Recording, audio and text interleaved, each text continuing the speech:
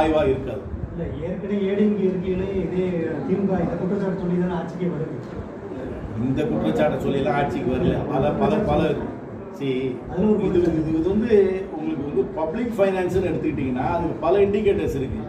GDP வந்து கடன்ன்றது ஒரு small part தான், அது வந்து கிடையாது. டேக்ஸ் ரெவன்யூ எவ்வளோ வருது, எவ்வளோ வந்து இந்த பொருளாதார அதெல்லாம் பார்க்கணும்.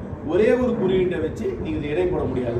நீங்கள் பொருளாதார ரீதியாக தமிழ்நாடு எடை போட வேண்டும் என்றால் இந்தியாவிலேயே வேகமாக வளர்கின்ற மாநிலங்கள் பட்டியலில் 1வது 2வது இடத்துல தமிழ்நாடு இருக்கும்.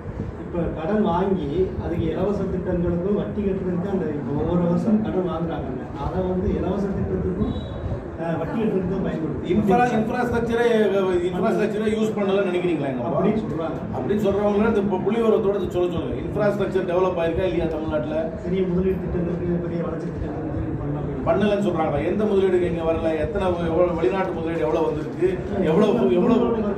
எவ்வளவு இன்ஃப்ராஸ்ட்ரக்சருக்கு வந்திருக்கு? தவறான புரிதல். தமிழ்நாட்டுடைய நீங்க பொருளாதார ரீதியாக பொருளாதார ரீதியாக சமுதாய ரீதியாக தமிழ்நாடு எடை போட வேண்டும் என்றால் பல இண்டிகேட்டர்ஸ் வச்சு தான் எடை போடணும்.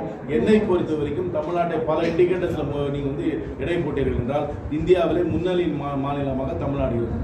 சாலை போன்ற வசதியெல்லாம் ஏற்படுத்துறாங்க, ஆனால் டேமேஜ் ஆகிடுது. அது இந்தியா முழுக்க இருக்கிற ப்ராப்ளம். அது இந்தியா முழுக்க இருக்கிற பப்ளிக் கான்ட்ராக்ட் ப்ராப்ளம். இது வந்து தமிழ்நாடு ப்ராப்ளம் கிடையாது.